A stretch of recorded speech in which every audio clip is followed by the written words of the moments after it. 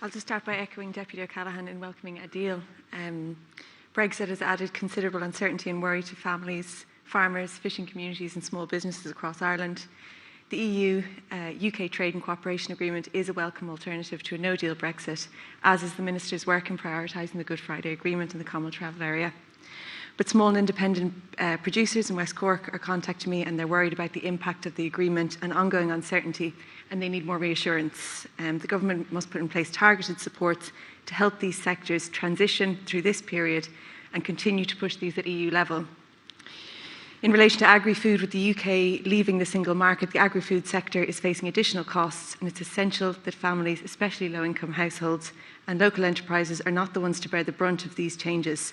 The beef barons and industrial-scale players can adapt, but the likes of inshore fishermen, small farms and artisan food producers and low-income households simply can't afford to bear the brunt of excessive barriers. The absence of mutual recognition of sanitary standards are resulting in more controls on goods of animal and plant origin. The government needs to pursue agreement in these areas to ensure that agri-food trade is as seamless as possible. Needless to say, fishing communities are disappointed with the agreement, which sees a total loss of 43 million, with Ireland surrendering a greater percentage of quota than most other EU states. And you referring to it as a sacrifice yourself, it's essential that the government put in place schemes to support the sector. The process for designating ports for landing of UK-registered Northern Irish boats was poorly handled. It should have had more consideration, planning and troubleshooting to reflect the realities in the industry.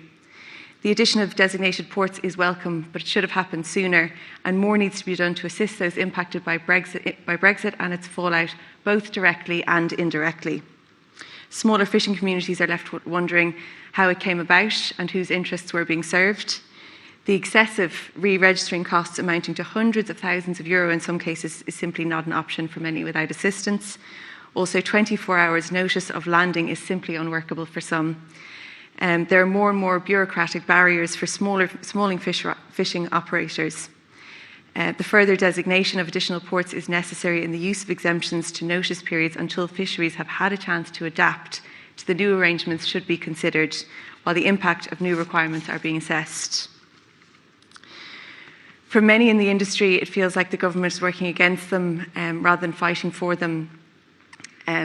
I'm sure that's not entirely the case, but that is sometimes how it seems and looks. They represent the type of, these small-scale fisheries represent the kind of sustainable fishing that has been practiced for generations in places like West Cork Island and coastal communities, the kind of fishing that we should be prioritising. However, successive governments are only focused on the larger, more lucrative, and I mean more lucrative for the few, not the many, and more damaging types of fishing, and this is evident in that these are the only ones being represented by producer organisations.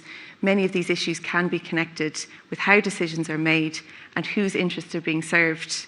This is incredibly problematic, Minister, needs to be addressed. The fishing sector is complex with different types and scales of fishermen and women working in the industry. However, the government and the media rarely reflect this nuance. This is evident in the disconnect between the Department of Agriculture and the Marine and many fishing communities.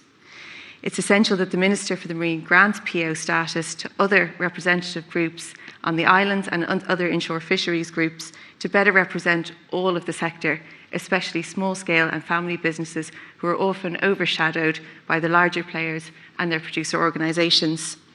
The organisations that are actively seeking producer organisation status should be urgently assisted by you and the Minister. There can be no more delays or excuses. This is such a crucial time for the industry. We need to hear all of their voices and it needs to be fixed.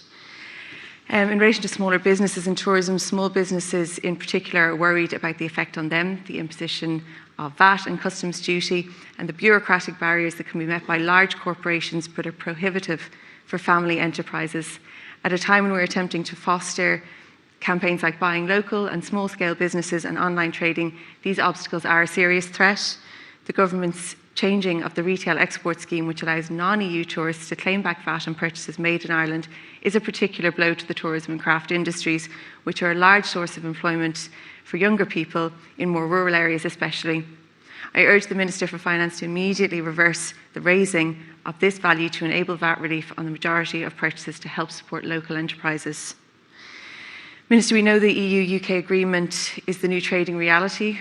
which will have considerable impacts on the agri-food, fisheries and small businesses. The government must engage directly with those sectors and all of the people in it and prioritise the voice of small and independent producers to ensure practical and equitable solutions for everybody. Deputy. Thank you. Thank you. Moving on.